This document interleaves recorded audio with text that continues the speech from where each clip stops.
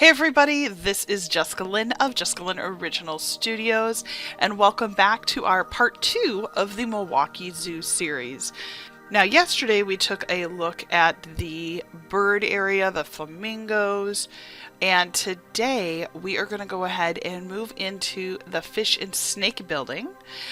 This houses a variety of aquatic and reptile species.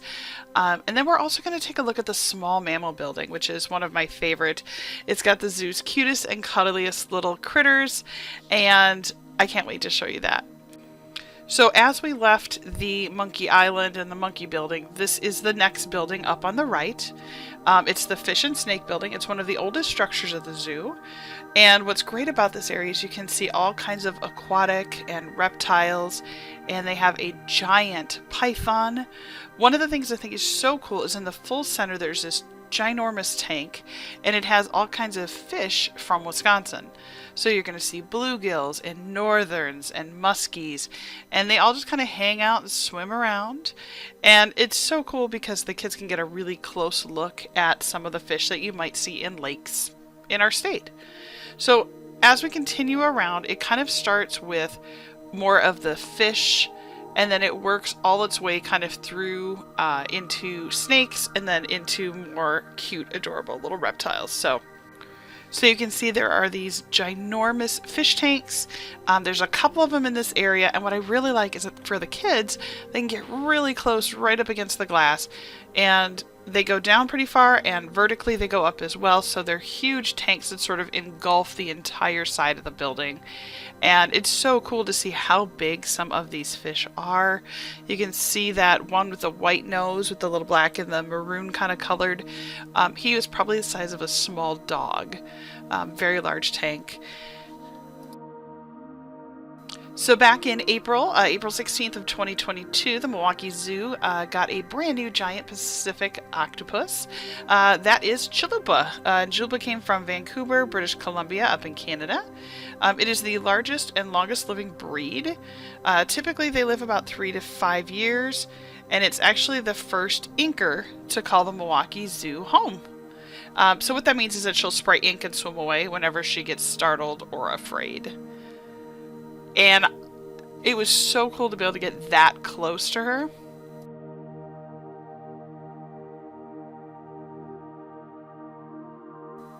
And there are a lot of other aquatic tanks that you can go and explore.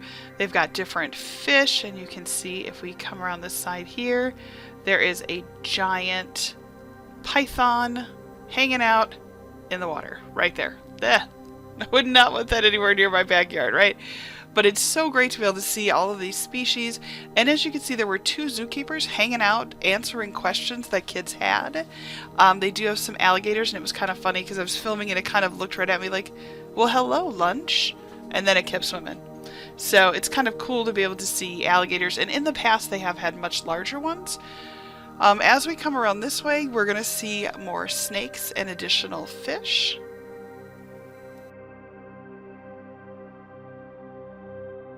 One of the tanks even has an alligator snapping turtle that can grow up to 200 pounds in weight, which is amazing. So let's go ahead and now leave the area. Now there are other animals. Again, I did not show you the whole thing because I want you to be able to go and enjoy this for your own as well. So where we are now is the small mammal building. As you leave the fish and reptile building, you basically come out and go to the right, and that's the next building. It's a newer addition to the zoo, and it's home to some of the most adorable creatures you'll ever see. This little guy was a Provost squirrel, and they are brand new. We've never had those at the Milwaukee Zoo. It almost looked like if a squirrel and a skunk fell in love. Kind of like a squirrel, but it had the little white stripes of a skunk. You can see it was jumping around up on top, so I'll see if I can get it in the camera here.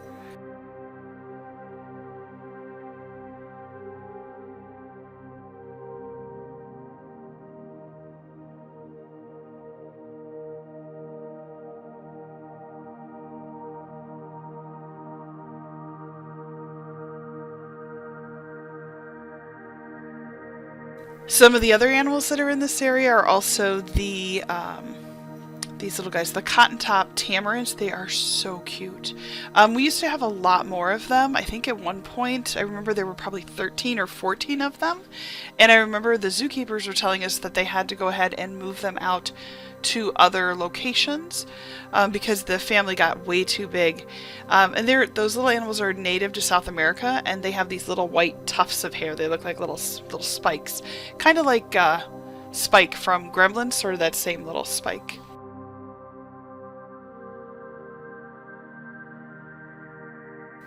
Straight over to the left, there's a center building. When I was a kid, they actually used to have seals, like little sea lions in there, and for a while they actually used to have otters as well. But they built the otters their own habitat, which we'll look at in just a moment. These little guys are like the little, I believe they're not like meerkats, and they're not, I can't remember what they're called, but they are so adorable, and they are just the cutest little things. And for quite a long time, we only had one of them.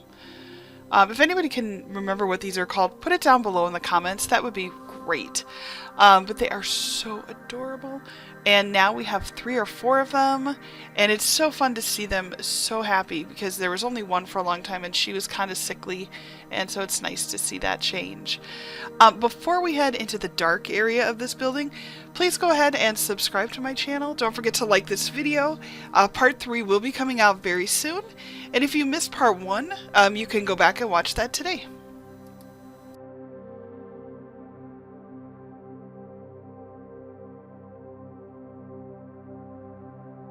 Alright, now this part is one of my favorites. It's animals of the night, right? So what I think is funny about this area is I remember going on like field trips as a kid to this area in the zoo, and the kids were always like, ooh, it's so creepy and dark in here.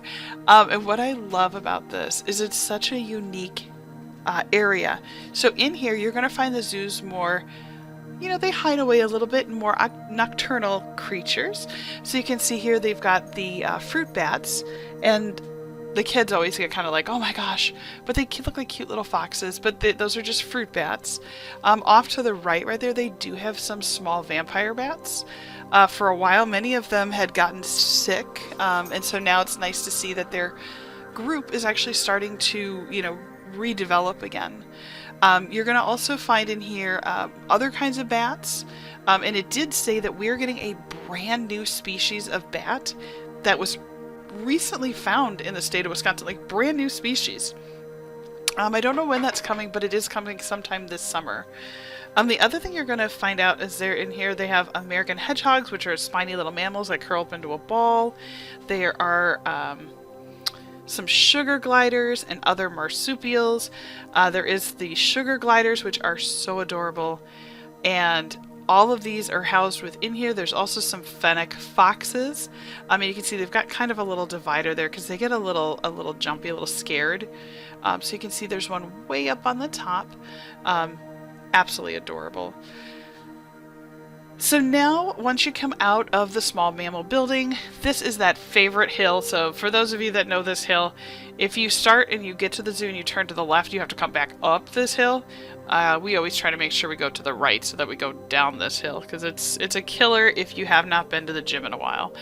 But again, look at how beautiful and spacious. It's so pretty. Even though the expressway is just right over that way, it's so beautiful. All these trees, it's really grown in, and you can really get in a great walk. Every year they do have like a bike event where you can bike through the zoo. So if you're interested in that, that could be a lot of fun to do as well. Now where we are is we're on our way down the hill. The train would be off on the left if you ever see the train go by. But down there they built a brand new entrance to the zoo. I don't see it open very often.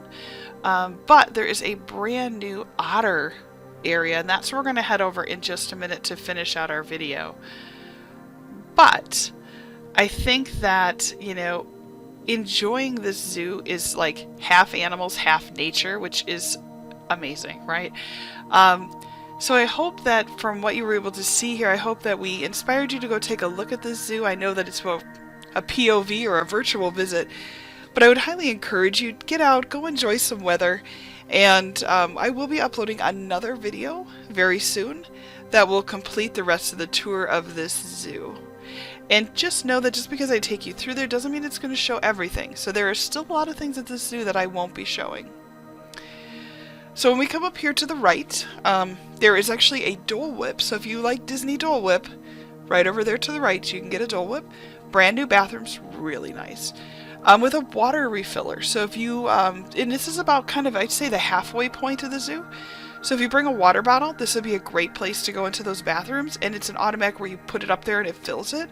And the water's ice cold. So highly encourage that. This is the brand new otter area. So you can see all the kids are kind of hanging out hoping that the otters will come out. Oftentimes you'll see them all swimming and playing. Today they were kind of relaxing. Although I think all of us probably wanted to go into that pool because it looked really nice. It was a nice warm spring day.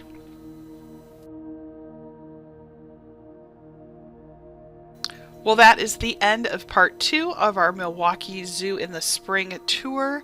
I hope you like this new series. I decided to try something a little different. Brought out the GoPro and decided it'd be fun just to kind of do a point of view walk around.